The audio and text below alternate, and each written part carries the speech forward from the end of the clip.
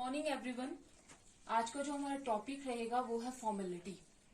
ये हमारे पास फॉर्मेलिटी एक नेक्स्ट कंसंट्रेशन टर्म है।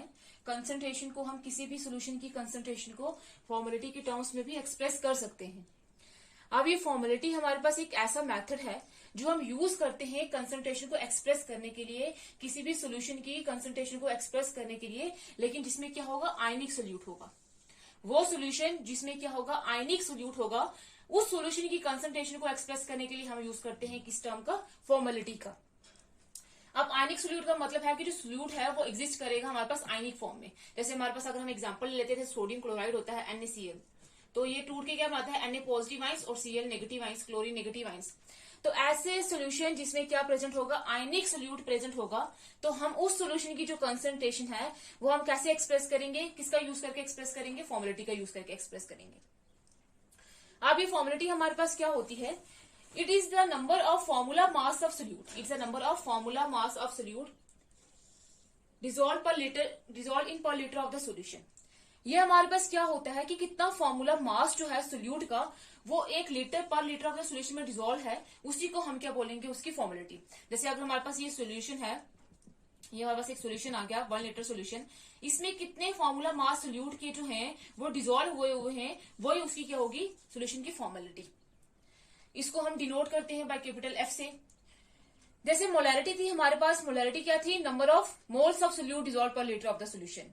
नॉर्मेलिटी थी हमारे पास, number of grams equivalent of solute dissolve per litre of the solution. वैसे ही हमारे पास फॉर्मेलिटी क्या होती है, number of formula mass of solute dissolve in per litre of the solution. इसको हम डिनोट करते हैं कैपिटल F से।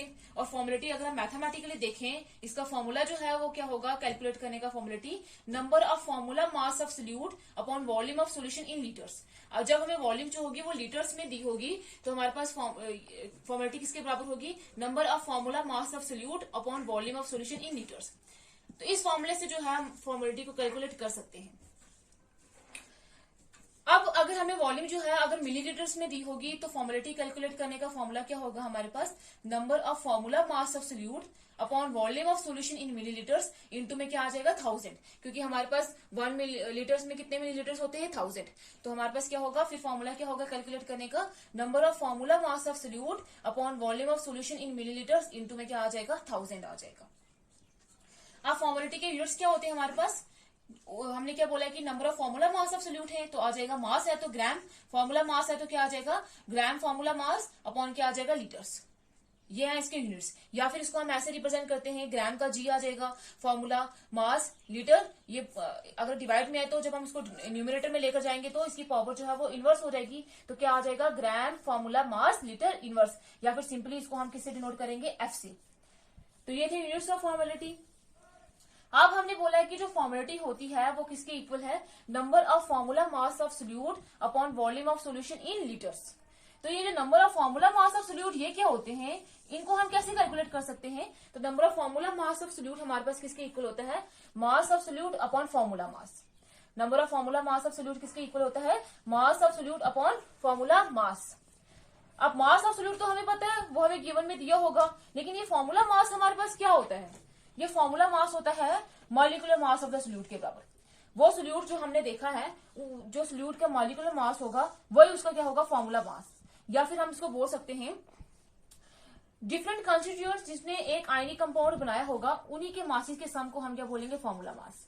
डिफरेंट कंस्टिट्यूएंट्स जिन्होंने एक आयनिक कंपाउंड बनाया होगा, जिन कंस्टिट्यूएंट ने मिलकर एक आयनिक कंपाउंड बनाया होगा, उन्हीं के सम ऑफ मासेस को हम क्या बोलेंगे, उसका फॉर्मूला मास, या फिर क्या बोलेंगे, molecular mass of the solute.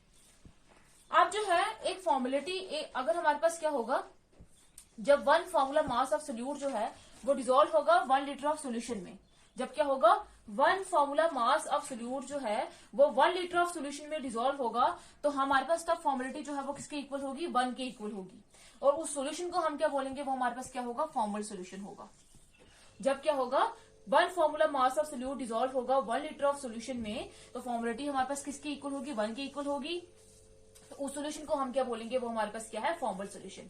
जैसे मोलैरिटी नॉर्मेलिटी जो थी वो टेम्परेचर के साथ चेंज होती थी, वैसे फॉर्मेलिटी भी जो है सोल्यूशन की वो टेम्परेचर के साथ चेंज होती है, क्योंकि फॉर्मेलिटी भी किसके ऊपर डिपेंड करती है, वॉल्यूम के ऊपर, और वॉल्यूम जो है वो टेम्परेचर के साथ चेंज होती है। तो इसलिए हम बोलते हैं कि फॉर्मेलिटी भी क्या होती है, अगर हम इसका इफेक्ट देखें टेम्परेचर का फॉर्मेलिटी के ऊपर, तो फॉर्मेलिटी क्या करती है, टेम्परेचर के साथ चेंज होती है।